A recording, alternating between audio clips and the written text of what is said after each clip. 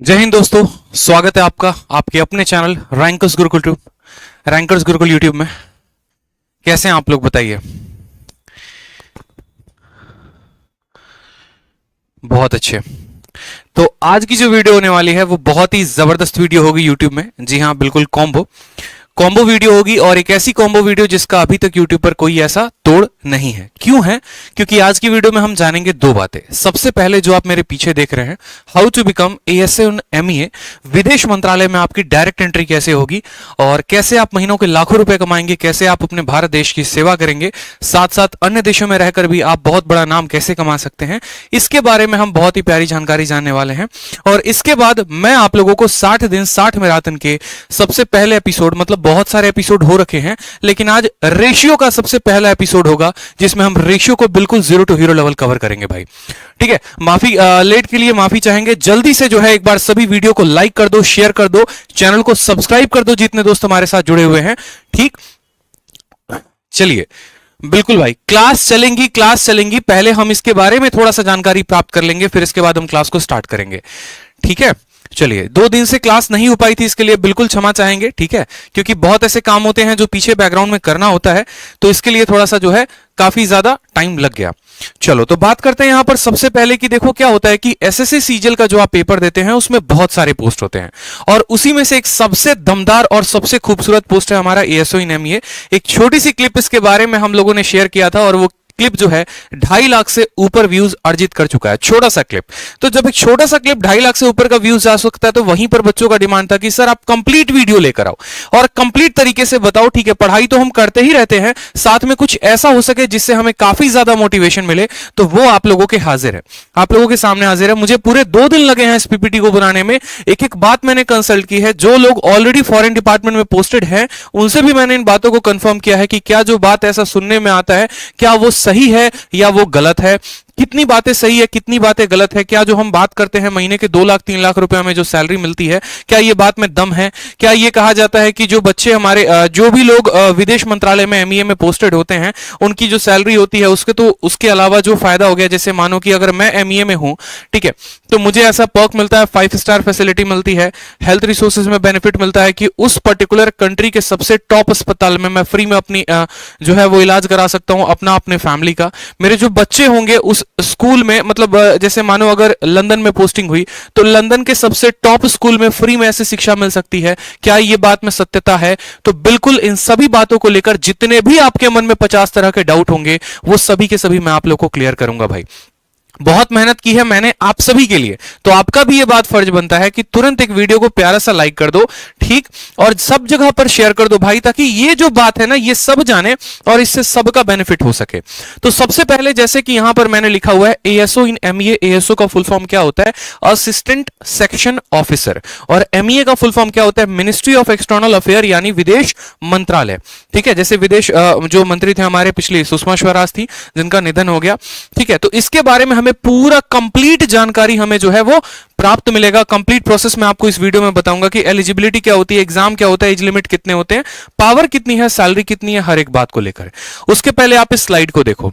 देखो, भारत में अगर आप रहते हैं तो आपको भारत में 3 तरह के पासपोर्ट मिलते हैं। बहुतों को यह बात नहीं पता, ठीक है, उसके बारे में आपको बताता हूं। 3 तरह के पासपोर्ट कैसे? सबसे पहले हो गया नेवी ब्लू कलर का पासपोर्ट, फिर हो गया व्हाइट कलर का, और फिर हो गया मरून कलर का।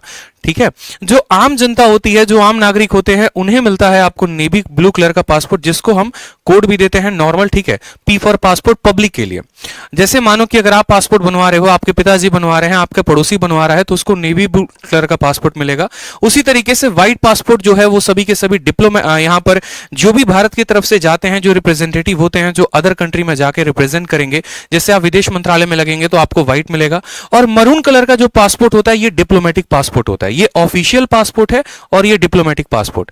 अब ये डिप्लोमैट्स कौन होते हैं? डिप्लोमैट्स वो हो गए जो भारत सरकार की तरफ से किसी और कंट्री में जाते हैं, बायलैटरल मीटिंग्स के लिए हो गए, जैसे ठीक है समझौता के लिए हो गया, मिलिट्री एक्सरसाइजेस के लिए हो गए, तो वहां पर आपको मिलता है डिप्लोमेटिक इंडियन पासपोर्ट। जैसे आपने ये भी सुना होगा कि हमारे सीआईएसएफ के कुछ जवान गए और अफगानिस्तान में जाकर वहां पर ट्रेनिंग कर रहे हैं, तो उस समय वो ब्लू कलर के पासपोर्ट से नहीं जाएंगे, व्हाइट कलर के पासपोर्ट से जाएंगे। ऑफिशियल पासपोर्ट होता है, इसीलिए साफ लिखा गया issued to individual representative Indian government ठीक है, ऑन ऑफिशियल बिजनेसेस, और यहां पर इश्यू टू इंडियन डेवलपमेंट। तो भाई साहब ये बहुत पावरफुल पोस्ट होती है। एएसओ इन एमईए लगना अपने आप में एक बहुत बड़ी बात है, इसलिए मैंने यहां पर लिखा है पावरफुल पोस्ट इन एसएससी सीजीएल। अब यहां पर बहुत सारी बातों को लेकर आपके मन में असमंजस होगा, कुछ क्वेश्चंस होंगे कि सर कौन सा एग्जाम हम क्वालिफाई करेंगे कि सर हम एएसओ इन एमईए लग सकते हैं, ठीक है, या विदेश मंत्रालय में हमारी एंट्री हो सकती है, पावर क्या क्या होगा सर, एलिजिबिलिटी कितनी होगी, उसके अलावा वर्क प्रोफाइल हो गया, ट्रेनिंग हो गया, सैलरी हो गया, सभी बातों पर एक एक पॉइंट में अच्छे तरीके से हम बात करेंगे। ठीक है, तो सबसे पहले बात करते हैं यहां पर एग्जाम को लेकर कि भाई दो एग्जाम अगर आप देते हो, एक हो गया एसएससी का जिसमें सीजीएल का पेपर अगर आप दे रहे हैं, और दूसरा हो गया यूपीएससी का। अगर आप दो पेपर को अच्छे तरीके से क्वालिफाई करते हैं, अच्छे नंबर लेकर आते हैं, सबसे जो टॉप कट ऑफ वाली पोस्ट होती है उनके थ्रू आप विदेश मंत्रालय में एंट्री ले सकते हैं। ठीक है, तो यहां पर हमारे दो एग्जाम हो गया एसएससी सीजीएल का और दूसरा हो गया हमारा यूपीएससी का। एसएससी सीजीएल को अगर आप क्लियर करते हैं तो आप लगते हैं एएसओ इन एमईए। ठीक है, विदेश मंत्रालय में आपकी एंट्री होती है असिस्टेंट सेक्शन ऑफिसर से। और अगर आप यूपीएससी क्लियर करते हैं तो यूपीएससी को क्लियर करने से क्या होगा, यूपीएससी में सीधा आप जाते हैं आईएफएस कैडर में, इंडियन फॉरेन सर्विस में, और वहां पर आपकी पोस्टिंग होती है। कौन सा पोस्ट मिलता है वो भी आगे चलकर हम आपको बताएंगे। वीडियो को लाइक करते रहिए और चैनल को सब्सक्राइब करते रहिए, हर जगह पर वीडियो को शेयर करते रहिए दोस्तों। तो बात करते हैं सर एसएससी सीजीएल में कौन सा ऐसा पोस्ट है, कैसे कैसे जो है हमें कैसे कैसे पेपर क्लियर करना होगा, क्योंकि यूपीएससी के बारे में अगर मैं वीडियो बनाऊंगा तो वो बहुत लंबी हो जाएगी। तो एसएससी के माध्यम से हम डायरेक्ट एएसओ इन एमईए कैसे लगेंगे, कितने स्टेप्स में हमें पेपर देना होगा, ठीक है, एक एक बात को यहां पर समझिएगा अच्छे से। तो सबसे पहले आपको देना होता है टीयर 1, जैसे कि अभी आप लोगों का टीयर 1 जो है वो अप्रैल में है सीजीएल का, और उनमें टीयर 1 में आपको पता है कि 4 सब्जेक्ट होते हैं, मैथ, इंग्लिश, रीजनिंग और जीएस। इस तरीके से 4 सब्जेक्ट में 200 नंबर का पेपर होता है। यहां पर जब आप क्वालिफाई करते हैं तो आप देते हैं मेंस, जैसे कि हमारे सीजीएल 2020 का मेंस कल था जिसमें मैथ और इंग्लिश का पेपर 200 नंबर का होता है। फिर आप मेंस देते हैं, उसके बाद आता है डिस्क्रिप्टिव, जो कि अभी 5 दिन बाद आपका डिस्क्रिप्टिव होने वाला है। जो 2020 के कैंडिडेट थे उनका डिस्क्रिप्टिव 100 नंबर का होता है। एक ऐसे राइटिंग होती है, प्रेसिस राइटिंग होती है, या फिर लेटर भी कभी लिखना होता है। जब आप टीयर 1, टीयर 2, टीयर 3 दे देते हैं उसके बाद आपको कोई भी पेपर नहीं देने की आवश्यकता होती है। 700 नंबर का आपका पेपर हो गया है और जो कट ऑफ आता है वो इसी 700 नंबर के बीच में ही आता है। ठीक है, इसके बाद बात करेंगे यहां पर टीयर 4। अब टीयर 4 है क्या, तो देखो जैसे कि मैंने पहले भी बताया है कि एसएससी सीजीएल में क्या होता है, बहुत ऐसे पोस्ट हैं जिनके लिए टाइपिंग की आवश्यकता है और बहुत ऐसे पोस्ट हैं जिनके लिए टाइपिंग की आवश्यकता नहीं है। ठीक है, जैसे आप लोगों ने पिछली वीडियो में देखा था इनकम टैक्स इंस्पेक्टर के लिए, उसमें टाइपिंग की आवश्यकता नहीं होती है, लेकिन जो एएसओ इन एमईए लगते हैं उनमें टाइपिंग की आवश्यकता है। तो इनको एक अलग से पेपर देना होता है टीयर 4, जिसको हम कहते हैं सीपीटी। सीपीटी में 15-15 मिनट के 2 पेपर होते हैं। एक आपका एक्सेल फाइल बनाना हो जाता है, पावर पॉइंट हो जाता है, और दूसरा आपके टाइपिंग हो जाती है। और लास्ट जो आता है टीयर नंबर 5, 4 नहीं है 5 है, जहां पर आपको डॉक्यूमेंट वेरीफाई करवाना होता है अपना। डॉक्यूमेंट वेरिफिकेशन 2 जगह पर होता है। सबसे पहले तो आपका डॉक्यूमेंट वेरिफिकेशन एसएससी के ऑफिस में होगा, और फिर उसके बाद जब आपकी ज्वाइनिंग आएगी तब आपका जो डॉक्यूमेंट वेरिफिकेशन होगा आपके डिपार्टमेंट में होगा। जैसे अगर आप सेंट्रल सेक्रेटेरिएट में लगते हैं तो आपको दोबारा अपने सेंट्रल सेक्रेटेरिएट वाले ऑफिस में दिल्ली में आपको डॉक्यूमेंट वेरीफाई करवाना होगा। अगर आप एक्साइज इंस्पेक्टर लगते हैं, जिस भी स्टेट में लगते हैं, फिर वहां के डिपार्टमेंट में जाके आपको डॉक्यूमेंट वेरीफाई करवाना होता है। ठीक है, उसके बाद बात करते हैं यहां पर कि सर क्या इसमें कोई भी इंटरव्यू पोस्ट है या कोई इंटरव्यू होता है, तो नहीं भाई, यूपीएससी में इंटरव्यू होता है, एसएससी में इंटरव्यू नहीं होता। ठीक है, क्या कोई फिजिकल टेस्ट होता है, भागना पड़ता है, दौड़ना पड़ता है, साइकिल चलाना पड़ता है, ऐसा कुछ भी नहीं है। कोई भी आपको फिजिकल टेस्ट नहीं है, और यही इस पोस्ट की खूबसूरती होती है। इसी कारण लड़कियां जो हैं वो सबसे ज्यादा इस पोस्ट को पसंद करती हैं। इसके बाद बात करते हैं टाइपिंग टेस्ट होता है, तो हाँ भाई टाइपिंग टेस्ट होता है, और टाइपिंग टेस्ट ज्यादा कठिन नहीं होता, बहुत ही आसान, बहुत ही नॉर्मल होता है।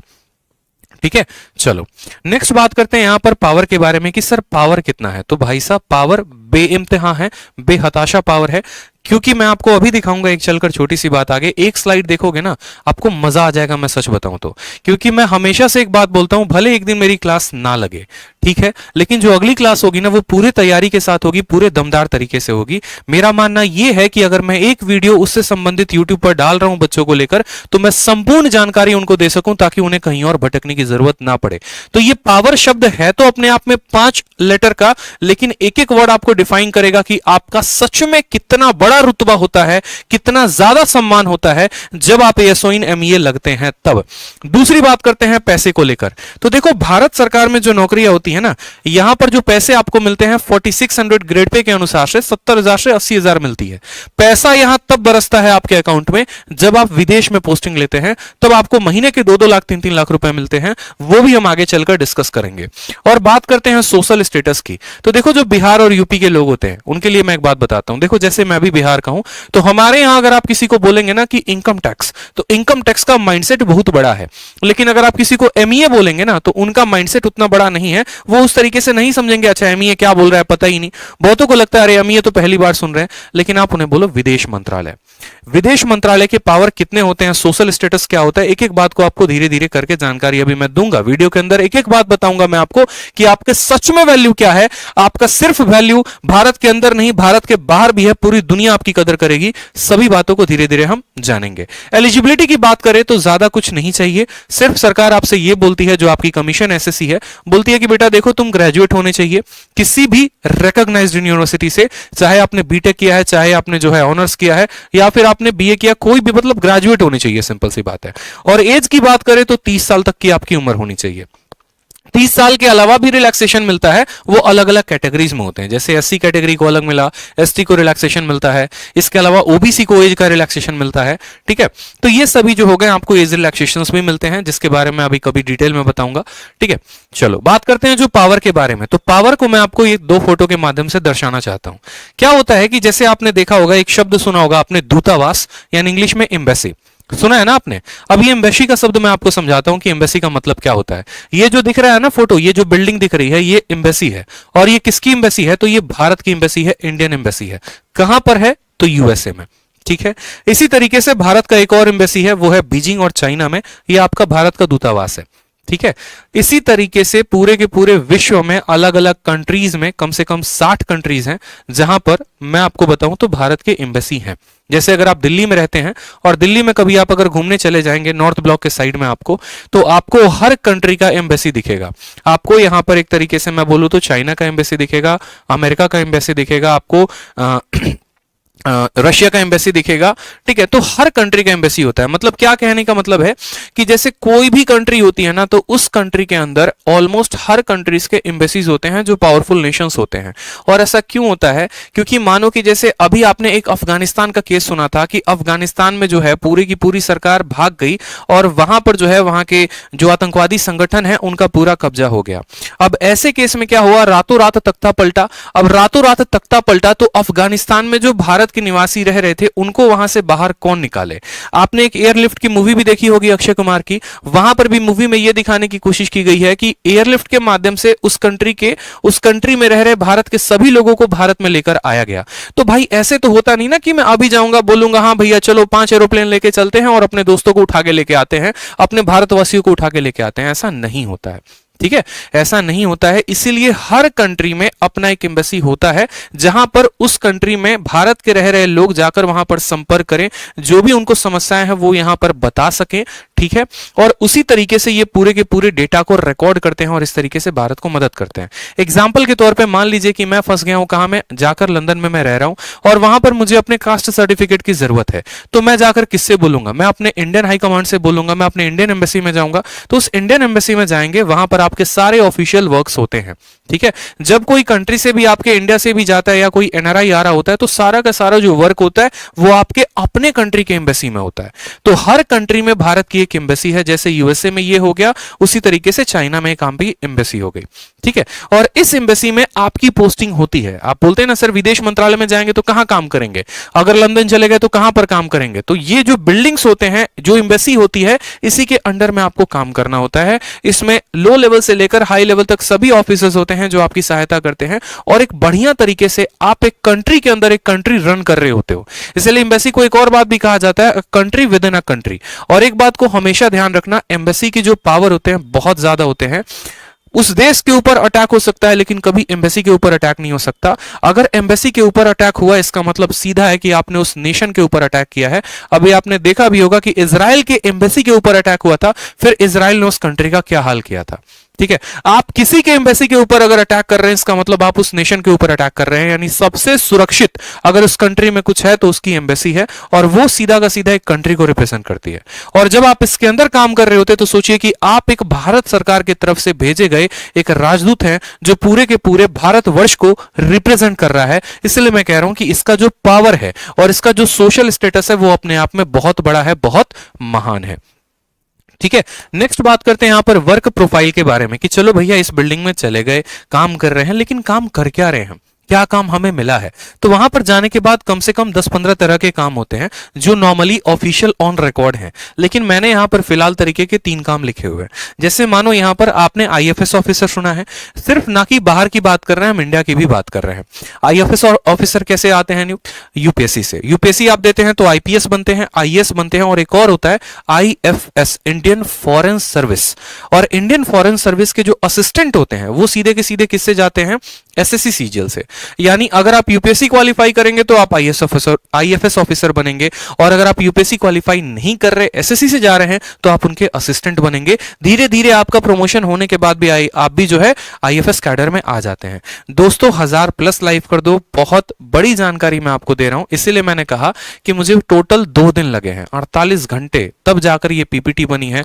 अलग अलग लोगों से मैंने संपर्क किया है, जो ऑलरेडी कोई बगदाद में पोस्टेड है वहां से उनसे मैंने बात की फेसबुक के माध्यम से, ऑलरेडी जो है दिल्ली में कोई पोस्टेड है तो उनसे मेरी बात हुई है, तब जाकर एक कंप्लीट जानकारी मैं आप लोगों के लिए लेकर आया हूं, ताकि एक सही जानकारी मैं आपको दे सकूं और ये एक अलग आपके अंदर पैदा कर सके कि नहीं यार अब तो मुझे भी करना है। आज बहुतों का सपना मैं बना देने वाला हूं यहां पर कि आप चयनित कर लोगे कि हां भाई हम भी एएसओ इन एमईए लगेंगे, देख लेना। बस आज यहां सर दिखा रहे हैं और अब मेरे माइंड में ये पिक्चर जा रहा है, और अब तो मेरा विजन और क्लियर हो गया है। अब तो भैया एसएससी में रैंक लेकर आएंगे और एमईए बनकर रहेंगे। इसीलिए कह रहा हूं वीडियो को ज्यादा से ज्यादा लोगों तक शेयर कर दो, ठीक है, ताकि सबका बेनिफिट हो सके, सब ये पार्ट को जान सके। चलो नेक्स्ट बात करते हैं फाइलिंग वर्क इन एमओयू। अब देखो क्या होता है ये एमओयू शब्द, अगर आप करंट अफेयर पढ़ते होंगे तो आपने पढ़ा होगा मेमोरेंडम ऑफ अंडरस्टैंडिंग। ठीक है, क्या होता है कि जैसे मानो यहां पर आपने बहुत बार ऐसा भी सुना होगा कि यार इंडिया का समझौता हुआ है रशिया के साथ कि हम तुमको इतने वेपन्स देंगे, तुम हमें इतने वेपन्स दोगे। ठीक है, तो ऐसा नहीं होता कि मोदी जी जाके खुद जो है व्लादिमीर पुतिन के साथ बैठ के और बात कर लेंगे, हाँ भैया देखो हम तुमको 10 ब्रह्मोस दे रहे हैं, तुम हमको इतना ये देना वो देना, ऐसे नहीं होता। एक मेमोरेंडम ऑफ अंडरस्टैंडिंग जब बनता है तो उस कंट्री में जो हमारे डिप्लोमैट्स होते हैं वो पूरे के पूरे यहां पर सहयोग करते हैं, उनके सहायता से ही कोई भी चीज है वो लेन देन होती है यहां पर। ठीक है, तो वो असिस्ट करते हैं सबसे पहले आईएफएस ऑफिसर को। इसके अलावा फाइलिंग वर्क जो एमओयूज का होता है उनमें सबसे ज्यादा जो रोल होता है वो एएसओस का होता है, एमईए विदेश मंत्रालय वालों का सबसे ज्यादा हस्तक्षेप होता है। इसके अलावा आपने और भी बहुत सारे केसेस देखे होंगे, जैसे सुषमा स्वराज को किसी ने ट्विटर पर टैग कर दिया कि हम दुबई में काम करने आए थे और 5 साल हो गया, हमको बंधक बना के रख लिया गया है, प्लीज हमारी सहायता करिए। और ऐसे ऐसे वीडियो सुषमा स्वराज के पास आते थे, वो तुरंत विदेश मंत्रालय को वहां पर सूचित करती थी और वहां पर उस व्यक्ति को फिर वहां से छुड़ाया जाता था कानूनी प्रक्रिया करके। ठीक है, जैसे आपके विजय माल्या हो गए, वो भाग गए, या कोई और नीरव मोदी भाग गए यहां पर, तो फिर उसके बाद उसकी जिम्मेदारी जो होती है वो विदेश मंत्रालय की हो जाती है और सारा ट्रैक रिकॉर्ड सब कुछ जो है वो वही मॉनिटर कर रहे होते हैं। इसके अलावा यहां पर आपने देखा इंटरनेशनल कोऑर्डिनेशन, ये बहुत जरूरी है। जैसे मानो यहां का अगर कोई भी स्टेट का सीएम हो गया या किसी हमारे जो पीएम हो गए, वो अगर किसी कंट्री में जा रहे हैं, ठीक है, तो उनके साथ जो है माने मानो कि अगर मैं एक तरीके से बोलूं यहां पर कि पाकिस्तान के जैसे मान लो कि यहां पर इमरान खान हो गए, ठीक है, और उनके साथ मीटिंग करानी है, किनकी, मोदी जी की मीटिंग करानी है, किसी पर्टिकुलर पॉइंट पर मीटिंग करानी है, तो जो कोऑर्डिनेशन होगा, कोऑर्डिनेशन कैसे हो गया, कोई ऐसी कंट्री है जहां पर वो हिंदी नहीं बोलते और हम हैं जो हिंदी बोलते हैं, तो कोऑर्डिनेशन कराने के लिए जो है वहां पर उस तरीके से इस्तेमाल जो है वहां पर जो सहयोग है वो सहयोग हमारे विदेश मंत्रालय की पूरी टीम करती है। जो ट्रांसलेटर हो गए, जो वहां पर ऑफिशियल पेपर वर्क हो गया, एवरीथिंग जो भी होता है वही विदेश मंत्रालय के बिल्डिंग से, वही विदेश मंत्रालय के डिपार्टमेंट से होता है। ठीक है, और जो लास्ट हो गया वो हो गया एनआरआई का, जिसके बारे में आप जानते हैं। ठीक है भाई, चलो मेडिकल इश्यू नहीं है। और एक और फायदा मैं आपको बता दूं, जो कलर ब्लाइंड लोग होते हैं ना, वो भी विदेश मंत्रालय के लिए अप्लाई कर सकते हैं। इस बात को बड़े ध्यान से समझिएगा। हर कोई अपने दोस्तों को वीडियो शेयर कर दो, स्टेटस पे लगा दो। मैं बार बार कह रहा हूं, ऐसी जानकारी नहीं मिलेगी। आप वीडियो को शेयर करेंगे तभी मुझे मोटिवेशन आएगा, तभी मैं और ऐसी वीडियो आप लोगों के लिए यूट्यूब पर लेकर आऊंगा और आप लोगों के एक एक सेकंड की वैल्यू आपको दूंगा मैं। तो वीडियो को शेयर करिए दोस्त, हर जगह पर शेयर करिए। ठीक है, हर जगह पर शेयर करिए ताकि हर किसी का बेनिफिट हो और मुझे भी मोटिवेशन मिले कि मैं आप लोगों के लिए कुछ नया कर सकूं। ठीक है, इसके अलावा बात करते हैं यहां पर ट्रेनिंग के लिए। तो देखो आप लोगों की ट्रेनिंग कहां पर होती है। ट्रेनिंग जो होती है वो आपको जेएनयू में होती है। जैसा कि आपने सुना होगा, कन्हैया कुमार के नाम से भी जेएनयू काफी फेमस हो गया था, और बाकी यहां पर जेएनयू में जो है आए दिन प्रोटेस्ट भी चलते रहता है, ये भी आप जानते हैं। और यहां से बहुत बड़े बड़े पास आउट हुए हैं। तो यहीं पर एक ब्लॉक है एफएसआई, वहीं पर आपकी ट्रेनिंग चल रही होती है। इसमें किसकी किसकी ट्रेनिंग चलती है ये बात जान लीजिए। लवासना तो आप सब जानते हैं कि यूपीएससी का जब ट्रेनिंग होता है वो लवासना में होता है, लेकिन वहां से जब लोग अलग अलग कैडर के बाद आते हैं तो जो आईएफएस ऑफिसर्स हो गए उनकी भी ट्रेनिंग इसी जेएनयू में होती है। एसएससी सीजीएल के माध्यम से जो एमईए जाते हैं, एएसओ इन एमईए, उनकी भी जो आपको ट्रेनिंग हो गई वो इसी बिल्डिंग में होती है। इसके अलावा सीएचएसएल से जो एलडीसी हैं, एलडीसी में जो डिपार्टमेंट में जो अलग अलग जाते हैं टाइपिस्ट, उनका भी ट्रेनिंग इसी बिल्डिंग में होता है। और ट्रेनिंग का जो पीरियड रहता है वो 30 डेज का रहता है। इसी 30 दिन के अंदर आपको हर एक बात का जो है जानकारी दिया जाता है। ठीक है, बच्चा पूछ रहा है कि सर आपका नाम क्या है? हमारा नाम आदित्य रंजन है। ठीक है, और ट्रेनिंग में मुख्यतः किन बातों के ऊपर फोकस किया जाता है? ट्रेनिंग में मुख्यतः आपको इस बात पे फोकस किया जाता है कि आपको पासपोर्ट कैसे बनाना है। पासपोर्ट पे आपको, जैसे आपने देखा होगा, अगर आप अभी चले जाओ मानो पासपोर्ट बनवाने, तो पासपोर्ट बनवाने कहां जाओगे? जो आपका विदेश मंत्रालय का विभाग है वहीं पर जाओगे आप। ठीक है, तो ट्रेनिंग में ये सभी बातों के ऊपर फोकस किया जाता है। वीजा से संबंधित जुड़ी जानकारी, पासपोर्ट से संबंधित कि कौन सा नकली है कौन सा असली है। ठीक है, किसी का पासपोर्ट बनाना है, वीजा बनाना है किसी और कंट्री का, तो सभी जो है वहीं पर विभाग में होते हैं। इसके अलावा कुछ आपको एमईए के एडमिनिस्ट्रेशन बताए जाते हैं। ये सभी बातें मैंने यहां पर लिख रखा है। ट्रेड से संबंधित कुछ जानकारी हो गई, तो ये सभी के ऊपर आपको जो है 2-2 दिन 3-3 दिन करके आपका जो ट्रेनिंग होता है 30 दिन पूरा किया जाता है, और इन सभी चीजों के बारे में आपको जानकारी दी जाती है। जैसे कि मैंने आपको सीबीआई में बताया था, सीबीआई में ट्रेनिंग कैसे होता है। सीबीआई वाली वीडियो जिन्होंने नहीं देखी है वो जाके मेरी 60 दिन 60 मैराथन के प्लेलिस्ट में देख लेंगे। इनकम टैक्स ऑफिसर की जिन्होंने देखी है वो भी जाके 60 दिन 60 मैराथन में देख लेंगे। ठीक है, तो जैसे कि मैंने बताया था कि सीबीआई में क्या होता है कि आपको बंदूक चलाना सिखाते हैं। ठीक है, आपको जो है नारकोटिक्स के बारे में पूरा का पूरा बताते हैं, ड्रग्स के बारे में पूरा बताते हैं, पूरा लॉ एंड ऑर्डर आपको पढ़ाते हैं।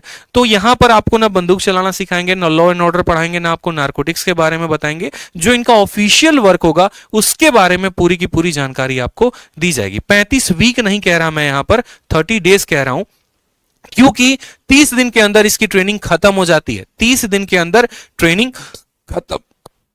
और एक और बात बता दें, अगर एसएससी सीजीएल में सबसे पहले किसी पोस्ट की ज्वाइनिंग आती है तो वो इसकी आती है। एग्जाम्पल मैं आपको दे रहा हूं, 2017 सीजीएल का जब रिजल्ट आया था तो रिजल्ट के 1 महीने के बाद यहां पर ज्वाइनिंग लेटर आ गया था, ट्रेनिंग का लेटर आ गया था कि भैया पहुंच जाइए जेएनयू, अपना बोरिया बिस्तर लेकर, वहां पर आपकी ट्रेनिंग शुरू हो जाएगी। लेकिन अगर वहीं हम एक्साइज इंस्पेक्टर की बात करें तो ये जो एक्साइज इंस्पेक्टर है, अभी इनका जो ज्वाइनिंग आया है वो पिछले 2021 के दिसंबर में आया है।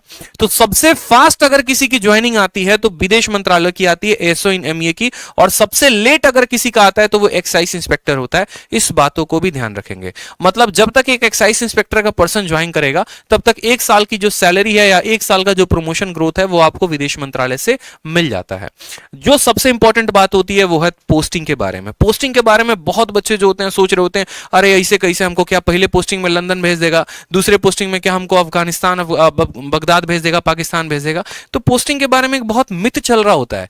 ठीक है, कि किसी को क्या ऐसे थोड़ी है कि लंदन भेज दे, तो कैसे पोस्टिंग होता है, प्रोसीजर क्या होता है, जानकारी कैसे होती है, सब बातों को समझो। सबसे पहले तो यहां पर अगर आप भारत में सेवा देना चाहते हो तो आप भारत में एमईए ऑफिस दिल्ली में काम कर सकते हो। ठीक है, जब आप 2 साल 3 साल जब आप काम कर लेते हैं, जब आपकी थोड़ी सी सीनियोरिटी हो जाती है, उसके बाद यूं समझ लीजिए जैसे आप गेम खेलते हैं ना, एक लेवल को क्रॉस किया तो दूसरा लेवल आपके लिए खुल जाता है। सेम तरीके से जब आप 2 साल 3 साल यहां पर काम कर लेते हैं दिल्ली में रहकर, तो उसके बाद आपको विदेश जाने के रास्ते खुल जाते हैं और आप अलग अलग कंट्रीज में जा सकते हैं। अलग अलग कंट्रीज में जाने का भी क्या प्रोसीजर है वो भी हम आपको बताएंगे। पहले भारत में समझ लेते हैं कि भारत में कहां कहां काम करना है। कोई अगर दिल्ली में जॉब करना चाहता है तो दिल्ली में कर सकता है, और अगर दिल्ली में जॉब नहीं करना चाहते, आप किसी और स्टेट के हैं, कोई जैसे मानो यहां पर चंडीगढ़ का है, या कोई पंजाब का है, कोई हरियाणा का है, कोई उत्तराखंड का हो गया, तो आपके अलग अलग स्टेट में भी रीजनल ऑफिस होते हैं, पासपोर्ट ऑफिस और स्पार्टपोस्ट ऑफिस में जो है आप वहां पर वर्क कर सकते हैं। ठीक है, तो ये तो हो गया हमारा इंडिया का बात। नेक्स्ट बात करते हैं फॉरेन पोस्टिंग के बारे में। फॉरेन में कितने तरह के पोस्टिंग होते हैं, यहां पर देखो छोटे से स्लाइड के माध्यम से बताया है। ठीक है भाई। चलो, फॉरेन पोस्टिंग में क्या होगा, देखो कितने तरह की कंट्रीज होती है। एक होता है ए स्टार कंट्री, दूसरा होता है ए, फिर होता है बी कंट्री, फिर होता है सी कंट्री, फिर होता है सी स्टार, और इसके बाद भी एक और कंट्री होती है। इसके बारे में संपूर्ण जानकारी मुझे उस भाई से मिली जो ऑलरेडी बगदाद में है और जो ऑलरेडी एएसओ इन एमईए है। उन्होंने पूरी की पूरी जानकारी दी। उन्होंने कहा कि भाई ऐसे नहीं होता है कि तुम जो है सीधा का सीधा लंदन चले जाओगे काम करने। एक प्रोसीजर होता है, प्रोटोकॉल होता है। प्रोटोकॉल क्या होता है, जैसे मानो सबसे पहले मैं एएसओ इन एमईए लगा। एएसओ इन एमईए लगने के बाद क्या हुआ कि मैंने 2 साल 3 साल भारत सरकार में सेवाएं दी। दिल्ली में जो है मेरा पूरा का पूरा काम चला। उसके बाद हमारे लिए ऑप्शंस बाहर जाने के खुल जाते हैं। बाहर जाने के कितने ऑप्शंस है, तो एक तरीके से यूं समझ लो 60 कंट्रीज हैं, लेकिन शुरू में जो हमारे पास ऑप्शन आता है वो 30 कंट्री का आता है। उस 30 कंट्री में हमें अपना फॉर्म फिलअप करना होता है। फिर पूरा का पूरा पेपर वर्क होता है, और पेपर वर्क होने के बाद तब वो पहुंच जाता है आपके ऑफिस में, और फाइनली कुछ महीने के अंदर आपके पास आ जाता है कि हाँ आपको ये कंट्री मिला है।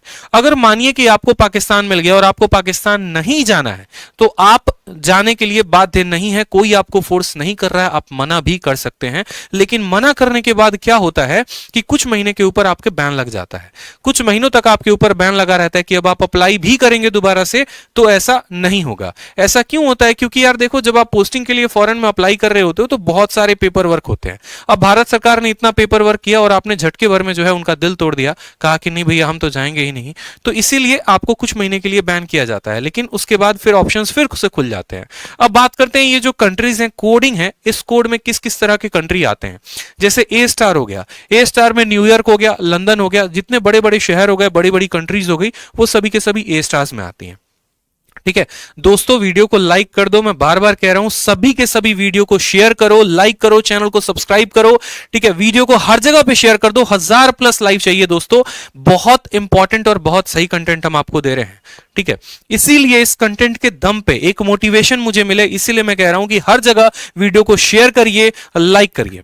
ठीक है, उसके बाद बात करते हैं, जैसे ए हो गया हमारा, यहां पर आता है लंदन जैसा आपका कंट्री हो गया। ठीक है, फिर बात करते हैं यहां पर बी नंबर में, जैसे बीजिंग। बीजिंग कहां है, चाइना में है, जिसकी मैंने आपको फोटो भी दिखाई थी यहां पर, और जिसका मैंने कहा भी था कि देखो ये बीजिंग है। ये आपका बी कोड कंट्री हो गया। बीजिंग कहां गया, चाइना में। ये आपका भारत का एम्बेसी है वहां पर। ठीक है, जैसे बैंकॉक का भी आपने नाम सुना है, तो बैंकॉक भी किस में आता है, तो बी कंट्री में आता है, बी कोड में आता है। सी हो गया आपका मॉस्को। मॉस्को कहां है बताओ, रशिया में। ठीक है, तो मॉस्को जो है अगर आपको है तो आपको सी कंट्री के लिए अप्लाई करना पड़ेगा।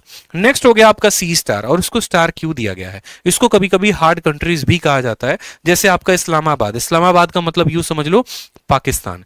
ठीक है, तो अब मैं बताता हूं कि यहां पर पोस्टिंग के प्रोसीजर्स क्या क्या हो गए। जैसे मानो मैंने फॉरेन पोस्टिंग के लिए अप्लाई किया, तो शुरू में जो हमें स्टार्टिंग मिलती है वो हमें C+ स्टार कंट्री से मिलता है, सी स्टार कंट्री से मिलता है। जैसे अफगानिस्तान हो गया, पाकिस्तान हो गया, ठीक है, बगदाद हो गया, इन कंट्रीज में पोस्टिंग होती है।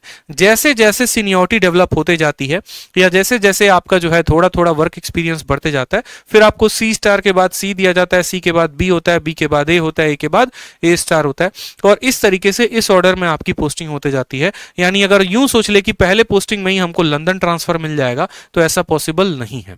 एक आधा एक्सेप्शनल केस होते हैं जिसमें अगर आपका किसी के साथ कोई पहुंच है, नेता के साथ या किसी के साथ, तो आप अपनी पोस्टिंग इनमें किसी कंट्री में करवा सकते हैं। अन्यथा आपको जो जनरल प्रोटोकॉल है, प्रोसीजर है, आपको उसी तरीके से फॉलो करना पड़ेगा और उसी तरीके से आपकी पोस्टिंग होती है। ठीक है, नेक्स्ट बात करते हैं सैलरी के बारे में। तो जो सैलरी है वो इंडिया में आपको 70+ के करीब में मिलता है। लेकिन जैसे आप इंडिया से बाहर जाते हैं, किसी और कंट्री में जाते हैं, जैसे मानो कि कोई बगदाद में है, या यूं समझ लो कोई लंदन में है, ठीक है, या कोई आपका जर्मनी में है, तो उसकी सैलरी कितनी होगी? क्या उसको 70,000 रुपया ही मिलेगा?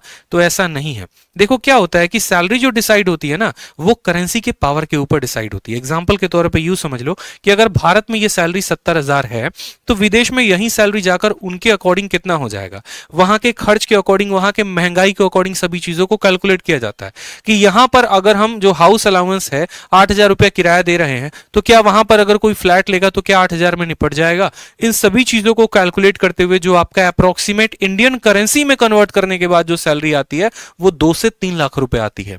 किसी किसी कंट्री में 2 लाख है, किसी में 2.5 लाख है, किसी में 3 लाख है। तो फॉरेन पोस्टिंग में इंडियन करेंसी के हिसाब से आपको 2 से 3 लाख रुपए मिल जाता है महीने के, जो कि अपने आप में बहुत बड़ी बात है। इसमें आराम से जो है आप लाख 1.5 लाख रुपया खर्चा करके बाकी पूरा का पूरा आप सेव कर सकते हैं, अपने घर बेच सकते हैं, कोई भी काम आप कर सकते हैं। इसलिए सबसे लुक्रेटिव और प्रॉफिटेबल जो पोस्ट होता है वो एमईओ कहा जाता है, जिसमें सबसे ज्यादा सैलरी होता है। इसके अलावा दोस्तों ये बात समझो, ये जो पर्क्स है ये अपने आप में बहुत बड़ा बात है। अगर मैं बोलूं ना कि मुझे मोटिवेशन कैसे मिलेगा, जाहिर सी बात है, इंसानी फितरत है, किसी को भी मोटिवेशन मिलता है तो पैसे से मिलता है, किसी को भी मोटिवेशन मिलता है तो एक तरीके से उसके बेनिफिट से, जो उससे फायदे हैं। जैसे मानो मैंने आपको कहा दो मोबाइल है, एक रेडमी हो गया और एक नोकिया हो गया, और मैंने कहा कि आप इसमें कौन सा लोगे, तो आप क्या देखते हो, फीचर्स देखते हो, यार इसके फीचर्स अच्छे हैं, इसकी क्वालिटी अच्छी है तो ये वाला मोबाइल लेंगे। उसी तरीके से जब आप एसएससी का पेपर दे देंगे तो पेपर देने के बाद डॉक्यूमेंट वेरिफिकेशन में जब जाएंगे, पोस्ट प्रेफरेंस जब भरेंगे तो बहुत सारे पोस्ट हैं, तो उसमें आप किसको सबसे पहले नंबर पर स्थान देंगे, वो कब देते हैं, जब आप अपना देखते हैं कि हाँ भाई इससे संबंधित क्या क्या फायदे हो सकते हैं। ठीक है, कोई अगर मानो घूमना चाहता है, ठीक, अलग अलग कंट्रीज में, तो वो एमईए के लिए अप्लाई करता है। कोई पुलिस की सर्विस में जाना चाहता है तो सीबीआई या एक्साइज इंस्पेक्टर में जाता है। किसी को नॉर्मल ऑफिस लाइफ चाहिए तो वो सीएसएस में जाता है। तो उस तरीके से इसमें क्या क्या फर्क होता है, पर्क जो है, बेनिफिट जो है वो क्या क्या मिलता है। तो सबसे पहले बहुत ज्यादा सैलरी होती है, जैसा कि मैंने बताया 2 लाख से 3 लाख रुपए के करीब में। ठीक है, इसके बाद बेस्ट अमेनिटीज। अब बेस्ट अमेनिटीज के बारे में थोड़ा सा जानकारी देता हूं, जिसमें मैंने हेल्थ और एजुकेशन लिखा है। जैसे मानो आप भारत में 70,000 रुपए महीना कमा रहे हो, ठीक है, आप बीमार पड़ गए, आपको क्या होगा कि खर्चा कराने में ही, इलाज कराने में ही आपके पूरी की पूरी सैलरी चली जाएगी। या आपके बच्चे थोड़े थोड़े बड़े हो रहे हैं, आप उनको सबसे टॉप स्कूल में रख रहे हो, महंगाई का जमाना इतना है, महीने के 10-10 हजार रुपए आपका महीने का फीस लग रहा है। लेकिन अगर आप एएसओ इन एमईए लगते हैं तो ये दो चीजें जो है आपकी भारत सरकार देती है। ठीक है, यानी आप बीमार हुए या आपके परिवार में कोई भी बीमार हुआ तो उस कंट्री के सबसे उच्च अस्पताल में आप फ्री में इलाज करवा सकते हैं, कोई रुपया नहीं लगेगा। और उस कंट्री के सबसे टॉप स्कूल में 12वीं तक, 12th तक आप अपने बच्चे की फ्री में पढ़ाई करवा सकते हैं। उसका पूरा का पूरा जिम्मा कौन उठाता है, भारत सरकार उठाती है। ठीक है, कौन उठाता है, भारत सरकार उठाती है। नेक्स्ट बात करते हैं 5 स्टार अकोमोडेशन। 5 स्टार अकोमोडेशन क्या है, जैसे मानो मुझे पोस्टिंग मिली कहां पर, जर्मनी में, और जर्मनी में गया तो मुझे वहां पर कोई एक जो है हाउस मिला ही नहीं, सरकार की तरफ से रहने के लिए कहीं पर कोई अभी क्वार्टर अवेलेबल ही नहीं है। तो क्या होगा, मैं वहां के किसी भी 5 स्टार होटल में रह सकता हूं, और जितना भी खर्चा आएगा वो पूरा का पूरा खर्चा कौन देगा, तो भारत सरकार देगी। यानी जब तक हमें यहां पर क्वार्टर नहीं मिलता है तब तक 5 स्टार अकोमोडेशन मिलता है, और ये किसके तरफ से होता है, तो भारत सरकार के तरफ से मिलता है यहां पे। नेक्स्ट बात करें तो फिक्स टाइम जॉब होता है, बहुत इंपॉर्टेंट, जैसे 9 बजे से लेकर 5:30 बजे तक, 10 से 5:30 भी कर सकते हो, ये फिक्स टाइम जॉब है। अब बोलोगे सर क्यों फिक्स टाइम जॉब के बारे में इसमें ज्यादा प्रेशर दे रहे हैं, क्योंकि बहुत मेरे भाई ऐसे होते हैं जो यूपीएससी की तैयारी करना चाहते हैं या अलग अलग परीक्षाओं की तैयारी करने में इच्छुक होते हैं। उनके लिए क्या होता है कि यार एक ऐसा जॉब हो कि शाम के बाद आऊं घर पे तो फोन ना आए ऑफिस का कि भाई तुमने ये फाइल क्यों अधूरा छोड़ दिया, तुमने वो क्यों छोड़ दिया। तो इसमें यह फायदा है कि फिक्स टाइम की जॉब है, घर पे आने के बाद आपको टेंशन नहीं है क्या हुआ ऑफिस में क्या नहीं हुआ, आप आराम से रिलैक्स होकर आगे यूपीएससी की तैयारी कर सकते हैं या किसी भी एग्जाम की या कोई और अपना काम कर सकते हैं। तो ये बहुत फायदेमंद होता है। नेक्स्ट बात करें यहां पर तो व्हाइट पासपोर्ट। ये व्हाइट पासपोर्ट का है ना भाई बहुत महत्व है यहां पे। जैसे कि मैंने शुरू में ही वीडियो को बताया था कि 3 तरह के पासपोर्ट होते हैं, ब्लू कलर का, नेवी ब्लू हो गया, व्हाइट हो गया और मरून हो गया। ठीक है, और ये जो पासपोर्ट है ना, यही एक तरीके से बोले हिंदी में तो आपकी जो औकात है वो बताती है कि आप सच में कितना वैल्यू रखते हैं किसी कंट्री के लिए, इंडिविजुअल कितनी पर्सनालिटी आपकी वैल्यू होती है यहां पे। ठीक है, जैसे मानो यहां पर ब्लू पासपोर्ट हो गया, ये पूरे भारत में हर व्यक्ति के पास है, किसी के पास कोई भी बनवा सकता है। व्हाइट पासपोर्ट हर किसी के बस की बात नहीं होती, उन्हीं को मिलता है जो भारत सरकार के ऑफिशियल्स होते हैं। इसे लिखा गया official Indian passport issue to individuals representing Indian government on official businesses. और जो तीसरा हो गया मरून हो गया, जब कोई नेता या कोई बड़े ऑफिसर्स होते हैं, जो डिप्लोमैट्स होते हैं, ठीक है, जब वो किसी मीटिंग के लिए जाते हैं किसी कंट्री में तो वो उनको मिलता है। ठीक, तो ये जो पासपोर्ट है यही आपके लिए बहुत बड़ी बात है। एग्जांपल मैं आपको देना चाहूंगा, अगर शाहरुख खान जा रहे हैं और मैं एक एएसओ इन एमईए हूं, ठीक है, तो जैसे शाहरुख खान अगर गए तो उनको भाई साहब पूरी चेकिंग चलती है, आपने पता भी है। बहुत ऐसे कंट्रीज होते हैं ना, पूरा बढ़िया तरीके से चेकिंग करेंगे कपड़े हटा हटा के। लेकिन अगर मेरे पास ये पासपोर्ट है तो किसी की कैपेसिटी नहीं है कि कोई हमें हाथ तक भी लगा के दिखा सके, क्योंकि ये पासपोर्ट का मतलब मैं इस कंट्री को रिप्रेजेंट कर रहा हूं, मैं अपने आप को रिप्रेजेंट नहीं कर रहा। ये पूरा का पूरा देश मेरे से संबोधित हो रहा है और आप मुझे हाथ लगा रहे हो, उसका मतलब आप मेरे नेशन के ऊपर, ठीक है, पॉइंट आउट कर रहे हो। तो ये चीजें जो है दौरे के थोड़े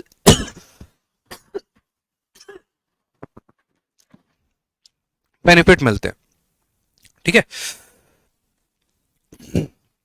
नेक्स्ट बात करते हैं यहां पर प्रमोशंस के बारे में कि प्रमोशन जो है वो कैसे मिलता है। तो प्रमोशन के बारे में सबसे पहले जान लेते हैं, ठीक है, प्रमोशन के बारे में। सबसे पहले जानिए, तो सबसे पहले अगर आप सीजीएल क्वालिफाई करते हैं तो सीजीएल से आप लगते हैं असिस्टेंट सेक्शन ऑफिसर, एएसओ इन एमईए, ठीक है।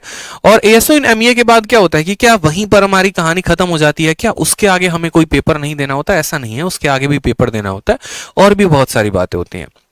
जैसे अगर आप कोई पेपर नहीं देना चाहते तो 12 से 13 साल के अंदर, ध्यान से मेरी बात को समझिएगा, 12 से 13 साल के अंदर आपका प्रमोशन हो जाता है सेक्शन ऑफिसर पे, ठीक है। लेकिन अगर आप डिपार्टमेंटल एग्जाम देते हैं तो डिपार्टमेंटल एग्जाम में क्या होता है कि डिपार्टमेंट में भी जाने के बाद एग्जाम होता है। आप किसी कोई ऐसा पर्सन होगा जो सिलेक्टेड होगा, आप उनसे पूछना, ठीक है, वो खुद आपको बताएंगे कि चाहे वो स्टेनो है या फिर टैक्स असिस्टेंट है, तो ये सभी लोग जो होते हैं ना, अगर मानो कोई बंदा टैक्स असिस्टेंट है तो वो डिपार्टमेंटल एग्जाम दे देकर इनकम टैक्स में जा सकता है। उसी तरीके से असिस्टेंट सेक्शन ऑफिसर जो है वो डिपार्टमेंटल एग्जाम देकर 4 से 5 साल के अंदर प्रमोशन लेकर सेक्शन ऑफिसर बन सकते हैं। और फिर उसके बाद सेक्शन ऑफिसर से 9 से 10 साल के बाद आपका प्रमोशन होगा तो आप अंडर सेक्रेटरी बनोगे, और अंडर सेक्रेटरी आप एसएससी के माध्यम से आओगे। और अगर आप यूपीएससी के लिए प्रिपेयर कर रहे हो तो आपकी जो डायरेक्ट पोस्टिंग होती है वो अंडर सेक्रेटरी के ही होती है, इसलिए मैंने लिखा है आईएफएस कैडर। यूपीएससी निकालोगे तो यहां से आपकी प्रमोशन से स्टार्ट होंगे, और एसएससी निकालोगे तो सबसे पहले एएसओ बनोगे, फिर प्रमोशन होकर सेक्शन ऑफिसर, फिर प्रमोशन होकर अंडर सेक्रेटरी, फिर अंडर सेक्रेटरी के बाद डेप्यूटी डायरेक्टर, और फिर डेप्यूटी डायरेक्टर के बाद डायरेक्टर। इसके बाद भी पोस्ट होते हैं लेकिन वहां तक एसएससी कैंडिडेट नहीं पहुंच पाते हैं, ठीक है। अच्छा, ये स्कोर कार्ड खुल गया। चलो, तो इसीलिए आपको सबसे पहले पूरी की पूरी मैंने अपने पोस्ट की जानकारी दी, और इसी पोस्ट की जानकारी के लिए आप एक ऐसे समझो जैसे मैं आपको एक जनरली अपना स्कोर कार्ड दिखा रहा हूं, ठीक है। अपना स्कोर कार्ड किस लिए? इसलिए नहीं क्योंकि ये मेरा है, इसलिए क्योंकि आपको एक मैं बता सकूं कि कंपटीशन कितना, और इस पोस्ट के लिए अगर आपको लाना है तो कितने नंबर लेकर आने पड़ेंगे। जैसे मेरा खुद का स्कोर कार्ड है सीजीएल 2019 के प्री का 180, ठीक। मेंस में अगर आप मार्क्स करोगे तो मार्क्स जो है वो इंग्लिश में 185 है, मैथ्स में मेरे 227 है। जो यहां पर 180 नंबर आए थे उसमें मैथ, इंग्लिश, रीजनिंग जो था 50-50-50 था, और आपका जीके में 30 नंबर। उसी तरीके से सीएचएसएल में मैंने 185 स्कोर किए, मैथ 50, इंग्लिश 50, रीजनिंग 50, जीके में 35 नंबर। जो मेरा डिस्क्रिप्टिव में स्कोर रहा था वो रहा था मेरा 76 नंबर। इतने नंबर जब आप किसी भी सीजीएल की परीक्षा में आप ग्रहण करेंगे, इससे बहुत ज्यादा आपको स्कोर करना पड़ेगा। मैथ में भी आपको बहुत ज्यादा स्कोर करना पड़ेगा, इंग्लिश में भी। आपका प्री में कम से कम 180 प्लस स्कोर होना चाहिए आपको एसओ में एमईए लगने के लिए, और मेंस में भी अगर हम बात करें तो इंग्लिश और मैथ में कम से कम 180 प्लस स्कोर होना चाहिए। और उसी तरीके से जो आपका डिस्क्रिप्टिव होता है उसमें 70 प्लस स्कोर होना चाहिए, तब जाकर आप एएसओ इन एमईए लग सकते हैं। क्योंकि एसएससी सीजीएल में जो सबसे ज्यादा कट ऑफ वाली पोस्ट होती है वो एएसओ इन एमईए की होती है, और उसके बाद आपका इनकम टैक्स होता है। इन दोनों में बड़ा धुंध चल रहा होता है कि पहले किसकी कट ऑफ ज्यादा जाएगी। तो अगर आपको ये 2 पोस्ट लेने हैं मेरे भाई, अगर आपको ये दोनों पोस्ट लेने हैं तो आपको बहुत ज्यादा मेहनत करना पड़ेगा, बहुत ज्यादा पढ़ाई करना पड़ेगा। सिर्फ एसएससी को क्वालिफाई ही नहीं करना है, उसके सबसे टॉप पोस्ट पर पहुंचना है। तो टॉप पोस्ट पर पहुंचने के लिए आपको सबसे ज्यादा मेहनत करनी पड़ेगी, सबसे ज्यादा नंबर लेकर आने पड़ेंगे, ठीक है। तो जो बच्चे सोच रहे होते हैं ना प्री में कि अरे बस खाली कट ऑफ क्लियर कर लें, ठीक है, 140 नंबर आ जाए, 150 नंबर आ जाए, तो जहां प्री में 140 150 आया, अपना सपना वहीं पर त्याग देना कि एएसओ इन एमईए लगने वाले हो। कोई और पोस्ट देख लो, नारकोटिक्स देख लो, एक्साइज देख लो, कोई और देख लो, लेकिन एएसओ इन एमईए नहीं लगोगे। क्योंकि अगर इसमें लगना है तो शुरू से आपको उस रेस का दुर्रम खान बनना पड़ेगा, शुरू से आपको उस कदर स्कोर लेकर आना पड़ेगा। आपको प्री में भी 180 प्लस लाना पड़ेगा, आपको मेंस में भी दोनों पेपर में 180 प्लस लाना पड़ेगा, तब जाकर कहीं आप सोच सकते हैं कि हाँ भैया एएसओ इन एमईए मिलेगा। समझ रहे हैं मेरी बात को यहां पर?